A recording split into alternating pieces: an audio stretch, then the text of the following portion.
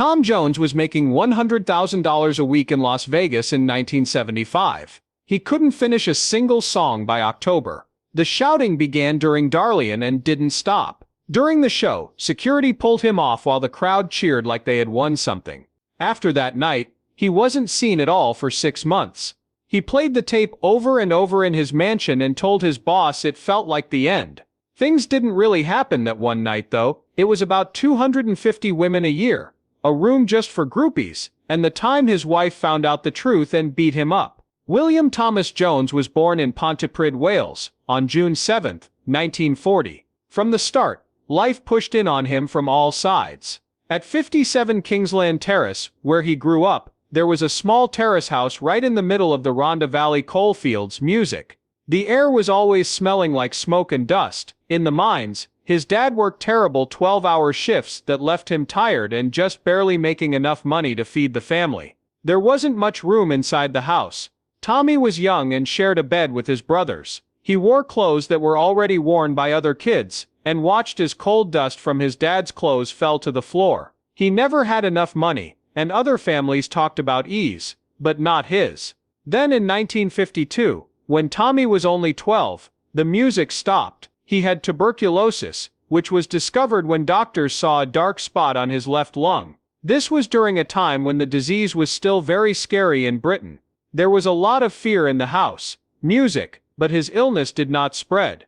He wasn't sent away though. Instead he was locked in his bedroom at home. From 1952 to 1954, that one room was his whole world. You can't go to school, play outside or walk down the street without being watched. Even in the winter, the windows were left open to let in fresh air, and he kept warm with blankets and a cold fire. He sat behind glass and watched life go by while other boys ran through the streets. He was alone during those years, but they changed him in a quiet way. Docs told him not to sing for the first year, which was mean because he loved music so much. He still found other ways to get in. Late at night, he could not stop listening to the BBC radio, where he heard American blues and R&B sounds like Big Bill Brunsey. Those sounds got inside of him. In 1952, his mom got one of the first TVs in the neighborhood. It opened up new ways to see music and performances.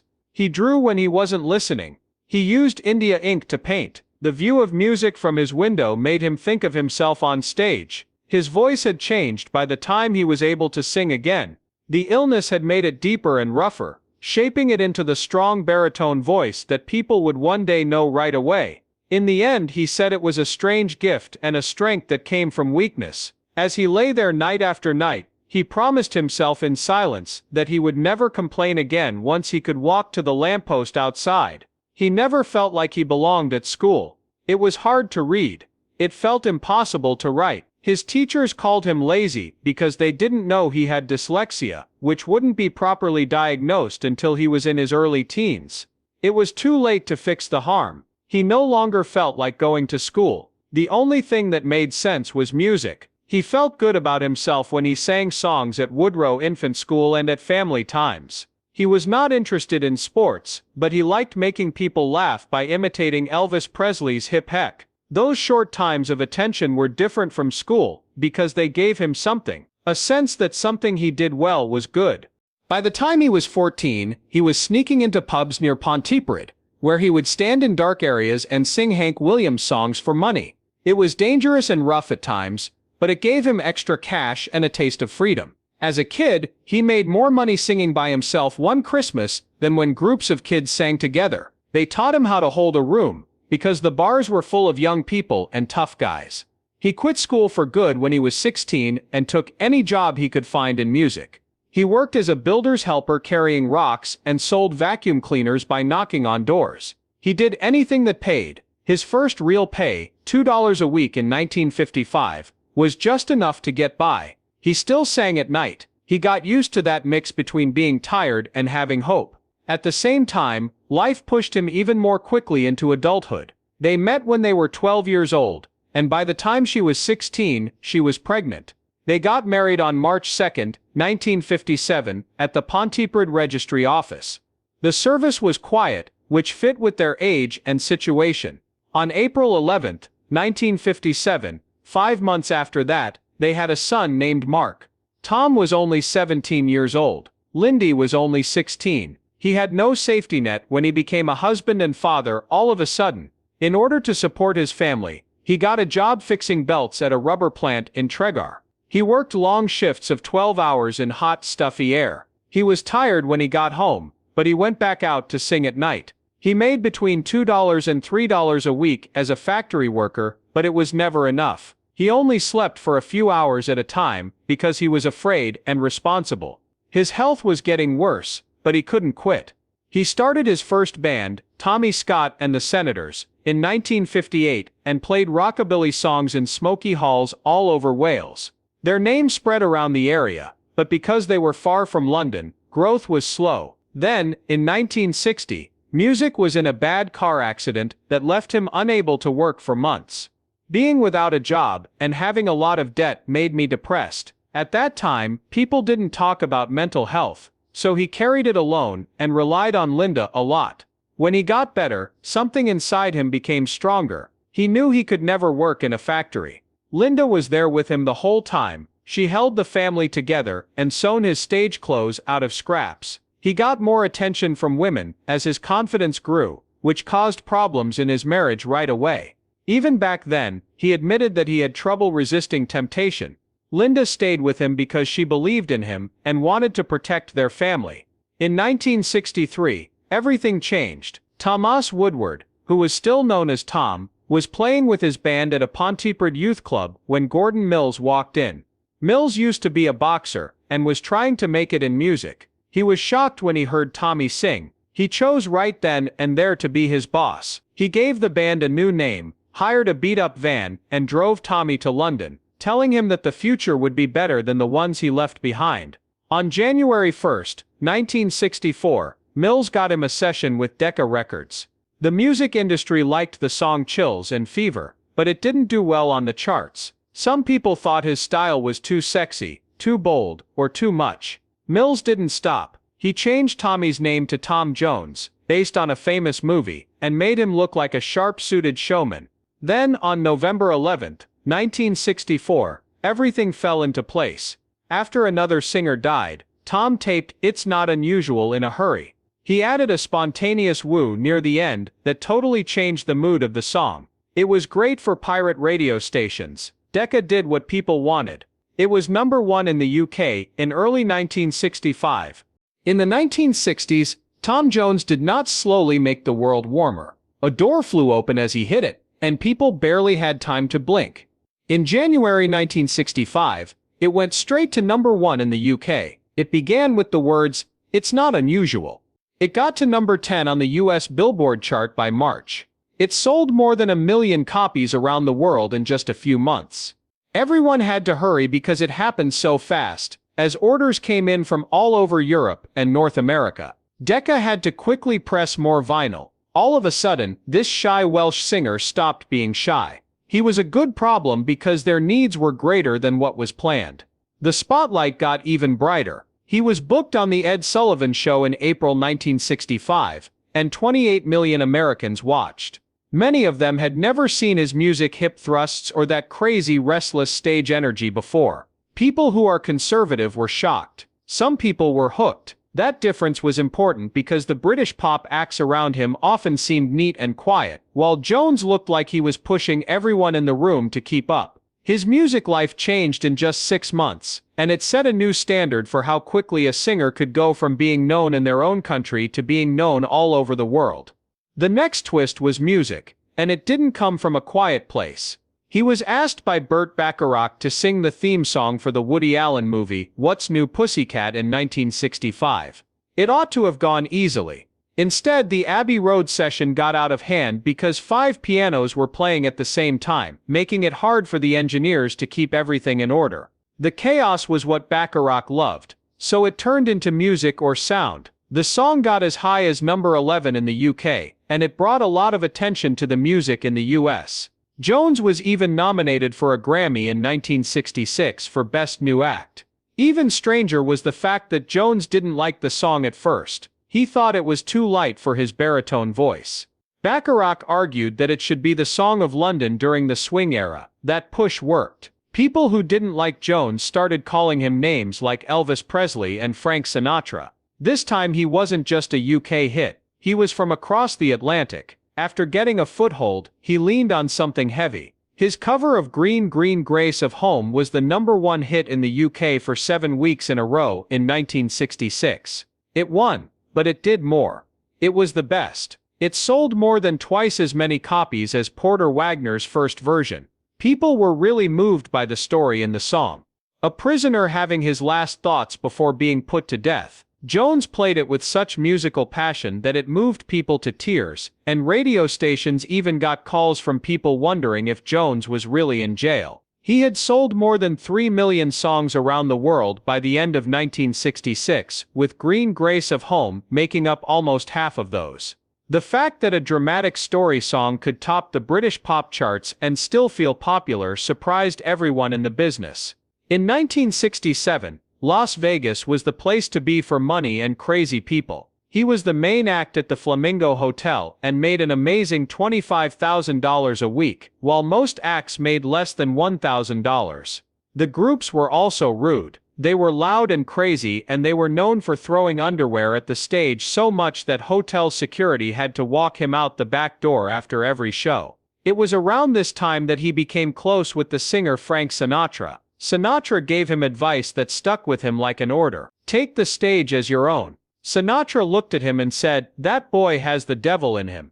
That summer, Jones played 22 sold-out shows at the Flamingo, which was the most for a non-American act. And Tom Jones in Las Vegas began to look like its own tale. The story got more exciting when Delilah showed up.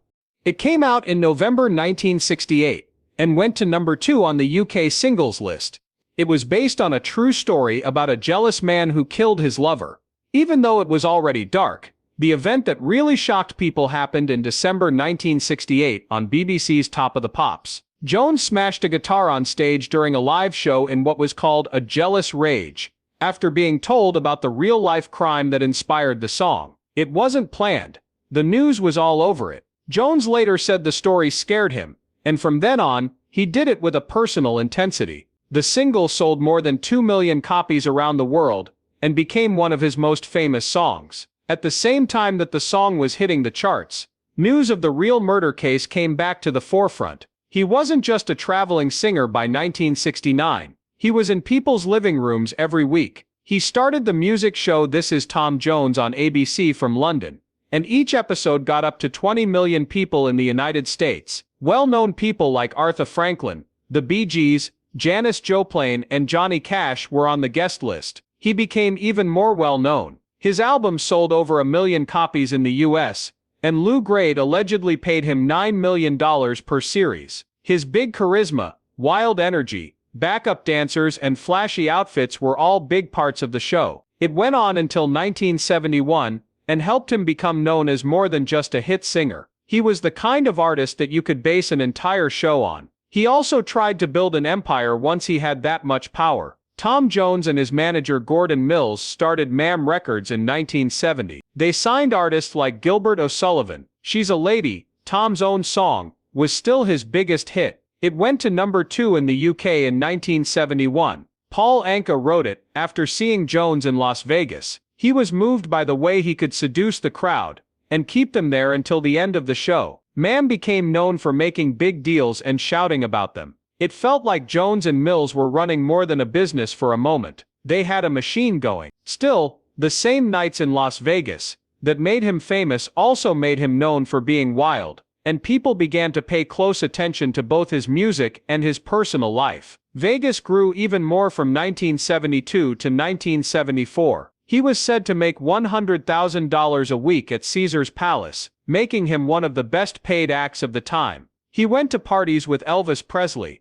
who gave him a custom-made robe. Stories about their all-night parties became so popular that people told them over and over again. There was music, poker, champagne, and the kind of talk that only people have at 3 a.m. when no one wants the night to end. His shows were known for being very intense and sexually charged. Fans were known to throw underwear and even room keys at the stage. He later said that the way of life was addicting, and that it drew him in. Once it does that, it's hard to listen to music that's not about the glitz and the grind. The music was still hitting by 1976, but the picture was changing. Say You'll Stay Until Tomorrow, his hit song, was his last US top 20 single. It got as high as number 15. He was known behind the scenes for sleeping with up to 250 groupies every year, often in a room set aside just for that purpose at events. The information started to appear in tabloids' music. There are stories about women trying to beat each other backstage. The incident made his marriage worse and spread rumors. Jones didn't say sorry.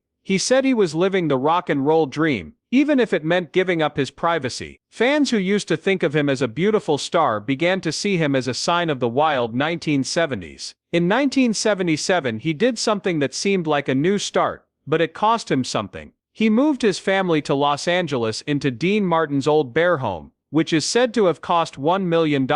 One reason was to get away from the high taxes in the UK. He set up a studio at home. Things at home did not calm down though. Linda and he had a fight because he had affairs, the most well-known of which was with Miss World Marjorie Wallace.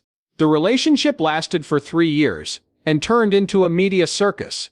People who saw it said it was intense, and every expensive date and messy split made the news. He moved to Los Angeles to start a new life, but things stayed rough in his personal life, and his image as a family man began to break down. Then it got dark, which made it hard to hide the crack. His first performance of a new song called Darlin' was on October 27, 1975, at the Las Vegas Hilton. He wore a sequin jumpsuit and played it for over 2,000 fans. They didn't want anything new. Within minutes, everyone in the room became angry. People made noise. "Go home, Tommy," they yelled, and drinks began flying toward the stage. Security had to form a human wall to get him out of the building in the middle of a song. He left soaked in sweat and shock, while the crowd yelled like it wanted blood. Not just the song or the outfit made people angry. There were rumors going around about his personal life, like how there was a special room at his shows just for his fans. What those whispers did was turn respect into disgust. One woman screamed about how he had betrayed the Welsh people, mixing up his background with the scandal as if they were all the same thing. He took 6 months off from all gigs because the humiliation hit him so hard. He went back to his house in Los Angeles, smoked, played the tape of that night over and over, and told Gordon Mills, "It felt like the end of everything I built," and the real story behind that reaction was already coming to a head. In 1975, tabloids made direct references to the group he set up Backstage Music and his reputation for cheating on his wife all the time, and fans knew about it all. Still, the Marjorie Wallace incident was the one that hurt the most. Marjorie met Tom in his changing room at the London Palladium in December 1973. She was 19 years old and had just won Miss World. They were seen kissing on a beach in Barbados during a Miss World TV show in 1974, which was against her contract and made their relationship public. On March 7, 1974, she lost her crown. After that, the story got even worse when her fiancé, American driver Peter Revson, died in an accident that same year, and the news stories linked it all together into one long terrible show. That's why the people in Las Vegas, in 1975, turned on him. It was a bill that was due. From then on, the 6-month vacation was more than just a break from work. It was the start of something new. The shame and the rumors mixed, and the rumors mixed with the truth about how far the affairs went that he had kept secret for 48 years. When Linda found out about the affair with Marjorie Wallace, it was a very sad moment. He was bloody and shaking after she hit him so hard. And the picture he had tried to keep together, the perfect Cunner, the charming star, the safe idol, was broken in real life too. People were beginning to treat Tom Jones less like a news story and more like a memory in 1987. Then a boy appeared out of nowhere, and everything changed. The song went to number 2 in the UK, which meant even more to him because he was 47 and needed a reason to feel young again. That show had something to do with it, and it was written by Mike Leander and Eddie Seago. In 1986, Tom's loyal manager Gordon Mills died around the same time. Mark, Tom's son, took over management. Mark's push made the release more than just a song. Even in the TV shows, you could feel it. One in particular stood out in Spain. He didn't sound tired in his words. It had an old wise sound to it, like it had been through a lot and still wanted to fight. That song did more for him than just get him on the charts. He had a new reason to keep going, and the music set the stage for the next big move. When 1988 came around, he did something with music that shouldn't have worked but did. He joined forces with The Art of Noise to do a version of Prince's Kiss that was heavy on synths. It was scary, loud, and strange. That was the point. The song got to number 5 in the UK, and then number 1 in New Zealand and Spain. All of a sudden, Tom Jones was back and on MTV. People watched the music video a lot, and it even won the MTV Breakthrough Video Award. People also noticed how current it looked for the time because it had chroma key effects that made it stand out. The difference shocked people the most. This singer was famous for her powerful soul sound. Electronic beats are now blasting over the music, but he still sounds like himself. It showed that he could fit in with the times without having to beg them to let him. After that door opened, more doors appeared right behind it. During the same time period, there was also a private mess that wouldn't stay secret. They had a one-night stand with model Catherine Berkery in October 1987, while he was on tour in the US.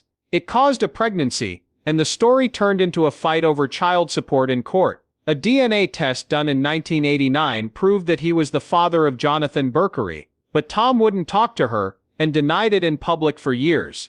Judge Judith Sheindlin ordered payments that were said to be $33,500 a year, plus bills for legal help and school. The whole thing turned into a circus because it was so different from how he seemed to the public. The damage was always there in the background, even as he performed. It felt like it would never go away. He did release the album Move Closer in 1989, which had both dance tracks and pop covers of other songs. It helped Kiss keep up with the times. He finally told the truth about the issue in 2008, and said it was a scar from his bad behavior in the 1980s. However, the story did not really change until then. He still said he didn't want to meet Jonathan, which made the whole music thing feel colder instead of warmer. There wasn't as much noise on the next turn, and that was another way of coming up with something new. On Carrying a Torch, which came out in 1991, he worked with Van Morrison on jazz standards and songs. Morrison wrote the title track, Carrying a Torch. The sound was calmer and more grown up, and critics liked how in charge he was with his delivery. It wasn't a big deal on the charts, but it did help his image in a different way. Then on January 1, 1994, he released his 33rd studio album, How to Swing It, which included the song Lead. He then went right back to Risk again, this time going for dance pop with big names in music like Trevor Horn and Teddy Riley. There was a number 11 in the UK for If I Only Knew, and Tori Amos was on I Want to Get Back With You. On the albums list in the UK, it got to number 55.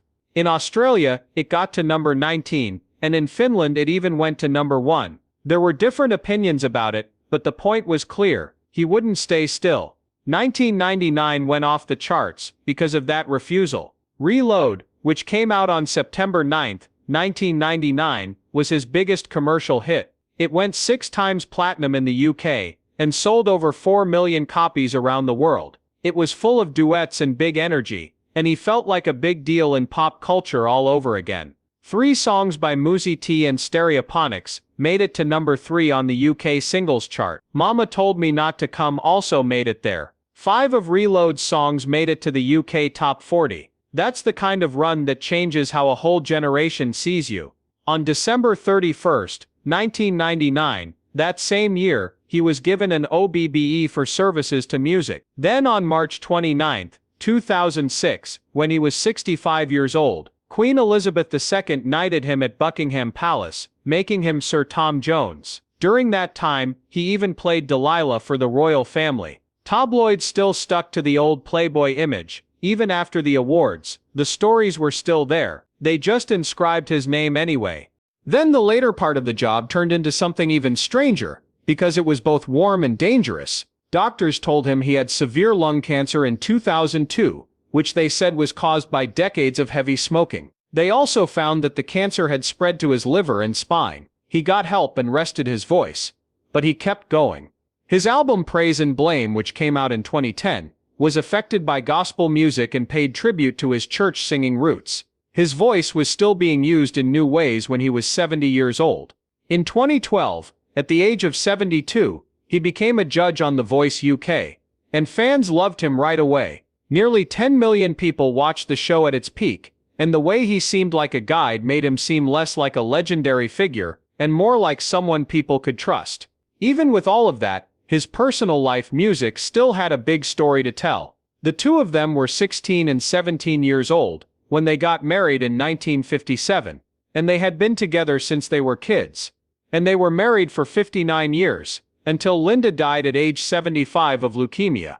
Mark was their only child and was born in 1957. After 1986, Mark became very important to Tom's work. A quote about Linda has been linked to the story for years. She stayed through all the chaos. I knew, but he came home. Mark and Tom also had problems, especially when Mark heard more about the affairs, such as the claims of an affair with Mary Wilson, and talk about Miss World Marjorie Wallace in 1973. That stress led to family therapy and a later reconciliation. Mark was in charge of making the Vegas shows and later directing the career. There are still old stories that sound like movie scenes. There was the claim that Tom had an affair with Mary Wilson, that began in 1968 and ended in 1974, which caused a lot of trouble.